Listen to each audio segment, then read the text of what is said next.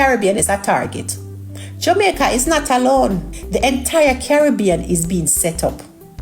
Oil discoveries and extraction zones are mapped out in Barbados, 2020 agreement with BHP Group, Guyana, ExxonMobil extracting billions right now, Trinidad, BP and Shell dominate, Grenada, licensings granted quietly, Cuba, Russia and Venezuela helping drill, Suriname, Chevron and Total Energy is moving in.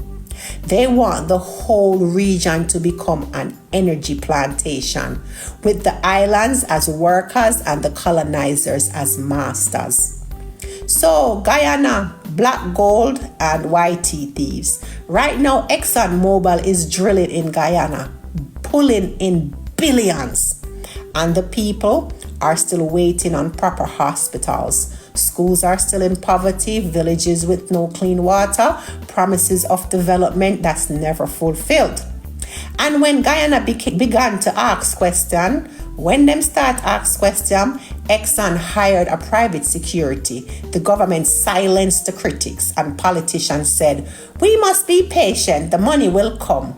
But may I tell you, they said that to every black nation. It's the same playbook that Abraham Traore talked about. How the plan was written. The plan is old. Me tell you, at the same playbook. Babylon's been mapping the Caribbean since the 1800s. In colonial documents, they call us resource zones. The U.S. war plans, they called us energy corridors. In the U.S. war plans, we're called energy corridors. In modern think tanks, we're labeled as energy frontier states. What's the translation here? They don't see Jamaica, Haiti, and Barbados as countries. So not a country with people on it. They see us as reservoirs, labor pools, and testing labs. Let me say it again. They see us as reservoirs, labor pools, and testing labs. Oil is not for our use. It is for their machines, their military, and their survival. No. Me always have to go to the spiritual of oil drilling. Me I got talk no to your spirit. Oil is buried memory, buried pain and buried life. When you drill it up for greed, you disturb the dead. You stir ancestral rage and you awaken curses. That's why every oil nation that was not ready suffered plagues, locusts, flood, war, infertility, madness, and suicide, because the earth has a law. And when you violate it, it answers back. They're going to blame you for your own death, you know. You see, when it all collapses, when the earthquake hit, they'll say it's because you had poor infrastructure. You see, when the tsunami strike, they're going to say it's because of climate change. You see, when the floods them rise, they're going to say it's because of deforestation. And when starvation lick, they're going to say it's because of a lack of economic discipline. But what they won't say is this. We caused this when we drilled into sacred plates. That's what they're not going to say, that they caused this when they drilled into sacred plates. They're not going to say that they poisoned these people. They're not going to say that they betrayed the land. And they're not going to say that they funded the extinction. No, the truth will be buried unless you dig it up and speak it loud. Now, Jamaica, the final piece on the chessboard. I'm telling you this plain. Haiti was destabilized. Trinidad was poisoned. Cuba was isolated. Guyana was infiltrated. And now Jamaica is being softened. With oil promises, with silence from media, with MPs pretending they're still investigating, quote unquote, and with tourism hiding the real agenda. Because Jamaica is the spiritual heart of the Caribbean. If Jamaica falls to oil slavery, the region is going to crumble. That is why me I cry so loud. That is why me now stop this live, because this have to be a final call. Let me tell you something. They're going to build cities on our bones. We are going to perish in floods. Our children will disappear in what's called FEMA zones. Your land will be seized as hazardous zones. This is places, the hotels, them foreign investors will build hotels. They will build eco-friendly cities on your grave. And the tourists will sit drinks where your grandmother used to plant cassava. And Babylon will say this is progress. But me I say this is a prophecy. And you can't stop it. If not 10 years from now, it's not 5 years from now. The drilling schedule is already under the way. They already got a schedule for drilling. That's what me I try to tell you. Testing will increase during the hurricane season because they need that as a cover-up. Election periods is when testing is going to increase because distraction is big. High emotion events like national holidays because people too busy are hype up, and nighttime hours when the media sleeps. So these are the times that they're going to be scheduling to be drilling. They will move in shadows, and you must move in spiritual fire, community unity, and ancestral instruction. This is our last chance to rise. Me not tell you no lie, no. Me not tell you no lie. This oil will destroy Jamaica. It will wake volcanoes. It will shake Haiti. It will drown Kingston.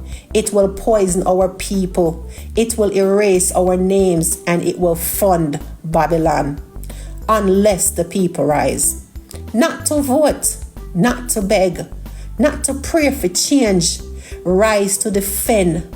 Rise and refuse. Shut it down. No oil without the people. Jamaica, me done. Me telling about Nigeria, about Trinidad, about Angola, about Venezuela, about Haiti, about Guyana, about Equatorial Guinea, about the Caribbean plan. And me have to end this.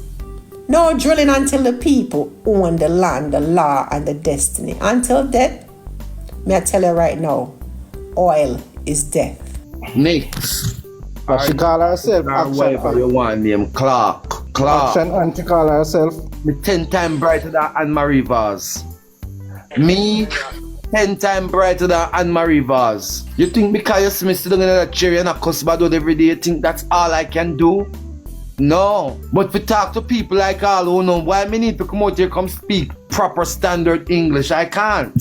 So me come talk to you know how the way how you understand. Go tell Anne-Marie Vaz to go take a reading class. Tell her if you go make somebody teach her how to read and write.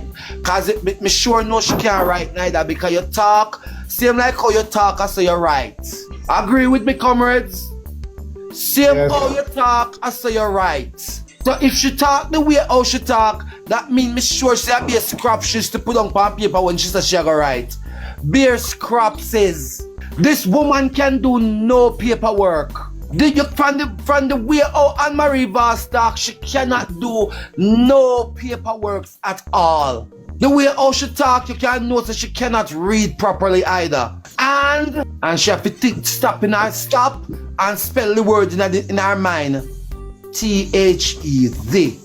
And the C-O-W, cow. Cow and the cow. Reach a went now. W-E-N-T. Went and the cow went. O-V-E-R, over. Over and the cow went over. T-H-E, the. And then she repeat back the whole thing again. And the cow went over the M-O-O-N, moon. Moon. And the cow went over the moon. Labor rights! You're a disgrace. You're a disgrace to representational politics. You are a disgrace, thinking gal. You saw from the looks of your color, me know you're raw. From the looks of your color, me know you're raw, just like your husband. Uno raw, just like white people. Uno raw, lady with all the money where you have. Go and get somebody to teach you to read and write properly. You're a disgrace to the parliament. Anne-Marie Vaz, you are a disgrace to the parliament. And if your parliamentarians them don't want to tell you, I am going to tell you because it's what they're saying. The parliamentarians say you're a disgrace.